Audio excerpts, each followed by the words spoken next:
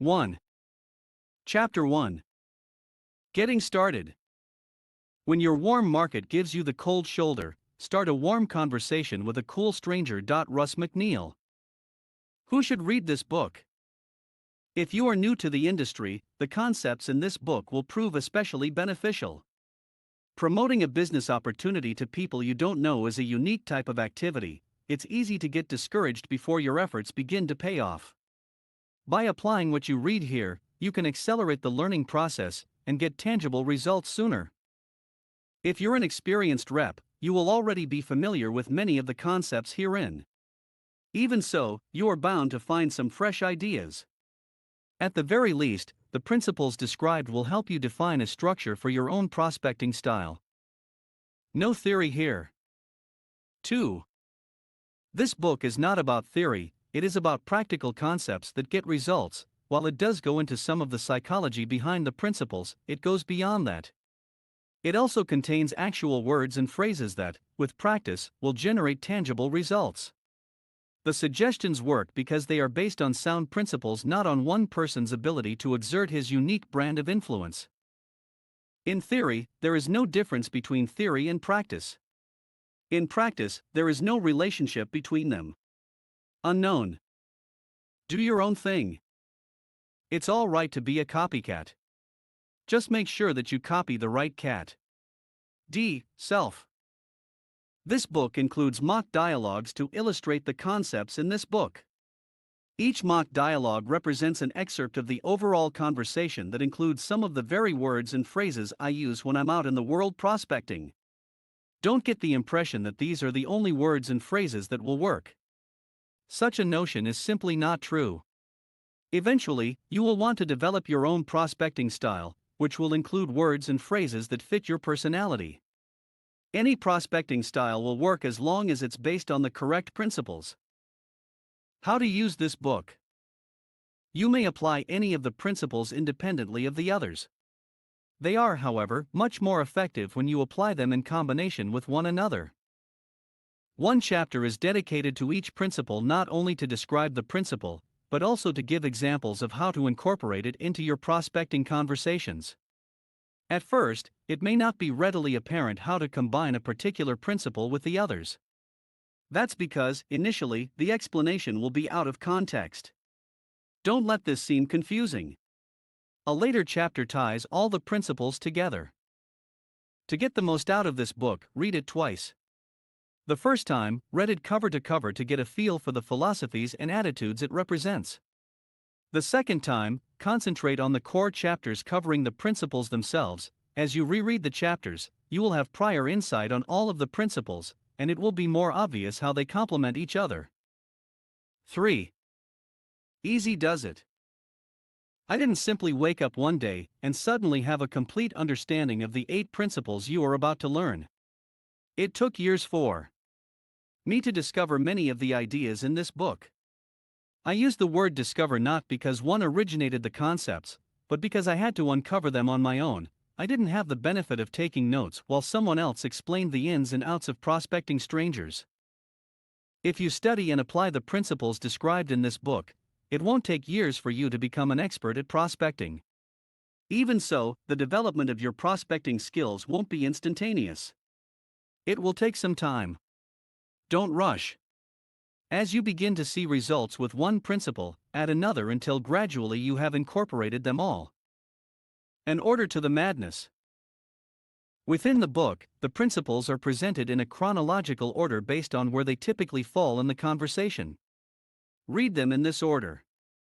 However, I recommend a different order as you begin to employ them. The first principle to implement is mental judo, chapter 10. The second one is casualize and minimize, chapter 13. After you figure out these two, add the others in any order you'd like. Terminology. There are several key terms used throughout the book. They are: rep, short for representative. It is a generic term used to mean someone actively involved in a direct sales or network marketing opportunity. Common industry titles include associate, broker, distributor, independent business owner, BO, and representative. This book uses rep because it's generic, it's easier to read, and most importantly, because it's easier for me to type. Tools. Most companies encourage the use of professionally produced marketing collateral to promote their opportunities. Such collateral may come in the form of tapes, magazines, CD-ROMs, or DVDs. This book uses the terms tools and prospecting tools interchangeably to refer to all these items. Jack. You will see this name sprinkled throughout the book. Jack is the name of a fictitious prospect. We pick on him incessantly and without mercy. Sorry, Jack. No wonder he's not so crazy about the industry. Poor Jack. Maybe one day he'll wise up. 4. Team building, team-based opportunity, and the industry. These terms and others like them are used throughout as synonyms for network marketing and direct sales and party plans. Philosophically, these business models are quite different. However, from the standpoint of prospecting, they are too similar to draw a distinction. In this book, the synonyms are used as generic references to include these business models. Read them in the context that makes sense to you. What's the big deal about strangers? When first introduced to the industry, I was like most other people when they get started. I was excited. I knew that all my friends and relatives would see the same potential that I did, especially with all the credibility I had with them. I was certain that the big bucks would be thawing freely in no time. Imagine my surprise. For starters, none of my friends or relatives had even the slightest interest in my opportunity. I quickly discovered that any credibility I had with them did not extend into the realm of business opportunities. The people who knew me simply did not see me as a font of business acumen. A prophet is not without honor but in his own country, and among his own kin, and in his own house. Mark 6 verse 4, KJV. Imagine that. I ran into another obstacle as well. It was only much later that I realized the nature of the obstacle. The more a person knew about me, the more they knew about my past failures. What reason did they have to assume that my new business venture into would be any different? I saw there I had a fabulous opportunity that I was excited about and believed in, but no one I knew seemed to care. I found myself wondering what to do next. Then it occurred to me that I live in a city with 5 million other people. It also occurred to me that I only needed a few of them to attain financial independence. All I had to do was find this precious few, and have them join my team. So goes the first law of prospecting. First law of prospecting: the list of people who don't know you is infinitely larger than the list of people who do know you. Once you form the habit of prospecting strangers, you will never run out of prospects.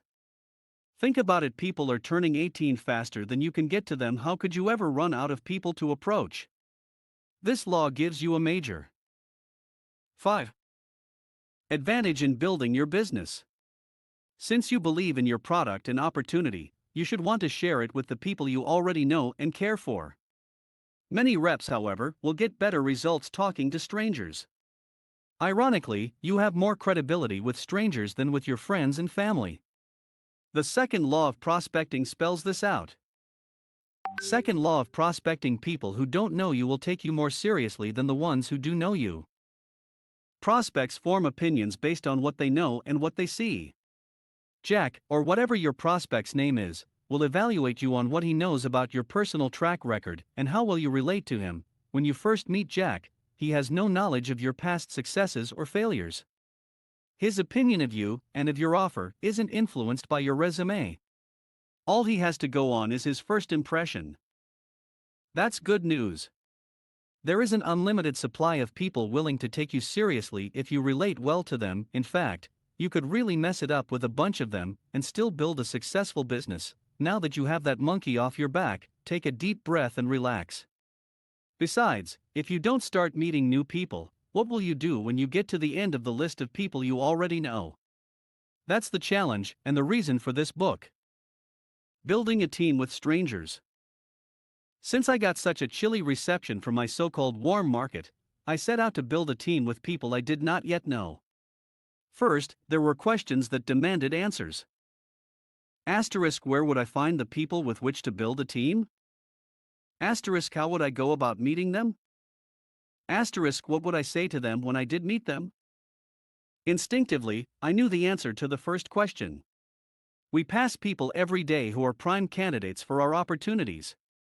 Unfortunately, that is exactly what most reps do, pass them.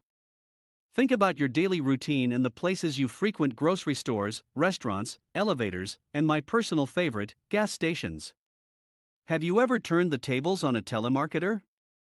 See, you passed another one. The third law of prospecting summarizes this idea. Third law of prospecting: some of the people we pass in everyday life would be hugely successful in our business, but unless we prospect them, we'll never know which ones they are. 6. The other questions caused me real concern. How would I approach them, and what would I say? Quickly discovered that no one seemed to have complete answers to these questions. Obviously, there were people who had methods and styles of approaches that were working for them. The challenge was that no one seemed to be teaching the ins and outs of prospecting strangers. Oh sure, there was plenty of teaching about specific one-liners, but what was missing was an organized strategy of conversation that prepared the prospect for responding to the one-liners. The purpose of this book is to fill that void. Prospecting versus sponsoring. Prospecting is a vital aspect of team building. Keep in mind, though, that it is only a part of the process. For the purpose of this book, we draw a distinction between prospecting and sponsoring. Prospecting is the process of approaching someone you do not know and using conversation to determine if he or she has an interest in exploring your opportunity. Sponsoring is the process of sharing the details of your opportunity with the intent of enrolling them as a rep on your team. This book focuses on the development of prospecting skills. Sponsoring is an entirely differently subject. The sponsoring process is more specific to your particular opportunity, and this book will not discuss it. As far as this book is concerned, the goal of the prospecting process is to get a tool into the hands of an interested prospect and following up a day or two later. Magic questions. Author's note: this section briefly introduces the term magic question. The concept of magic questions is important enough to warrant a separate discussion, so a later chapter covers the topic in detail. What in the world is a magic question? A magic question is the capstone of a prospecting conversation. Magic questions determine whether the prospect wants to learn about your opportunity. An effective one makes it easy for Jack to say yes and hard for him to say no. The entire prospecting process guides the conversation to the magic question. 7. The prospecting moment. A prospecting moment is a point in a conversation that represents the optimum time for you to ask your magic question. The goal of the prospecting conversation is to create a fertile verbal environment in which the prospecting moment can occur naturally and within the available time. Once you have mastered the principles of prospecting, you will orchestrate prospecting conversations at will. You will be able to gauge the timing of the conversation and know just when to initiate the prospecting moment. The entire process will transpire so naturally that the prospect will never realize what's happened. You will be an artist, and every conversation will be your canvas. If a geek-speaking software engineer can learn to meet and prospect total strangers in face-to-face conversations, then you certainly can. 8. Chapter 2.